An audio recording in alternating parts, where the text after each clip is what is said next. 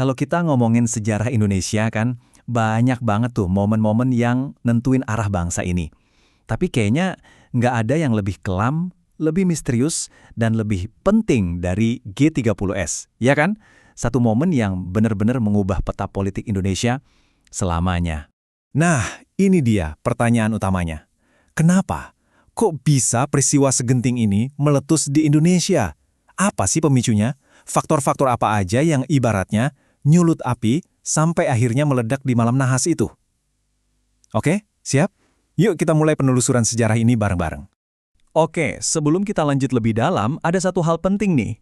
Di sepanjang pembahasan ini, kita bakal pakai istilah G30S. Kenapa? Soalnya ini istilah yang lebih netral yang dipakai setelah RS98. Beda sama G30S per PKI yang kental banget nuansa politis Orde Barunya. Ini penting loh, biar kita bisa lihat peristiwanya dengan kepala dingin dan lebih analitis. Jawabannya, wah ternyata nggak sesimpel itu teman-teman. Peristiwa G30S ini bukan karena satu sebab tunggal. Bayangin aja ini kayak sebuah tong mesiu yang udah lama banget disiapin. Isinya ada 3 bahan utama yang bikin ledakannya dahsyat.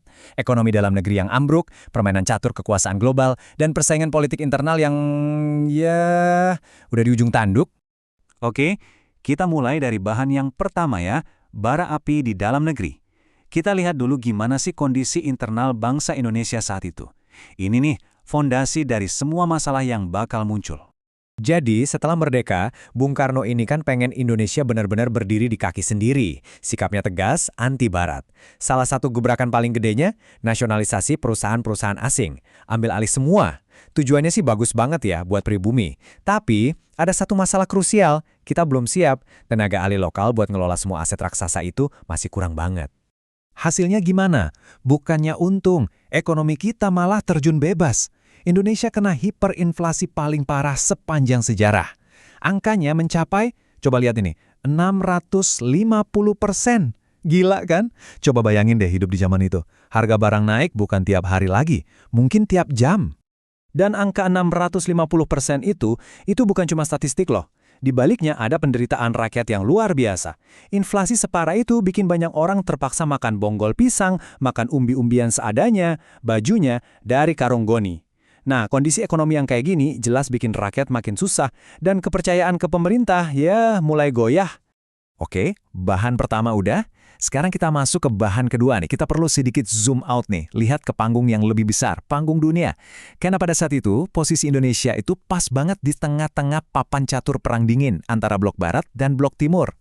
Di sini nih pintarnya Bung Karno. Indonesia itu menjalankan politik luar negeri, bebas aktif. Maksudnya, nggak mau ikut blok barat, nggak mau ikut blok timur. Ibaratnya kayak jalan di atas tali. Ke satu sisi, kita deketin Amerika buat dapat dukungan politik soal Irian Barat. Tapi di sisi lain, kita juga ngerangkul Uni Soviet buat dapat bantuan militer dan dana buat proyek-proyek mercusuar yang megah. Jadi intinya, Indonesia ini main di dua kaki, memanfaatkan persaingan dua raksasa ini demi kepentingan nasional kita sendiri. Oke, kita udah punya kondisi dalam negeri yang panas, ditambah tekanan dari luar. Nah, sekarang kita sampai ke bahan yang ketiga. Ini dia, percikan apinya. Sesuatu yang akhirnya bikin tong mesiu itu benar-benar meledak. Persaingan politik internal yang udah sampai titik didih. Pemicu utamanya, konfrontasi Ganyang Malaysia. Kebijakan ini alih-alih menyatukan, malah bikin runcing konflik antara dua kubu raksasa di dalam negeri, Angkatan Darat dan PKI. Tensi makin panas waktu Tiongkok nawarin 100.000 pucuk senjata buat membentuk angkatan kelima. Apa itu? Gampangnya, ini kayak milisi rakyat, buruh dan tani dipersenjatai, tapi di luar komando resmi Angkatan Darat.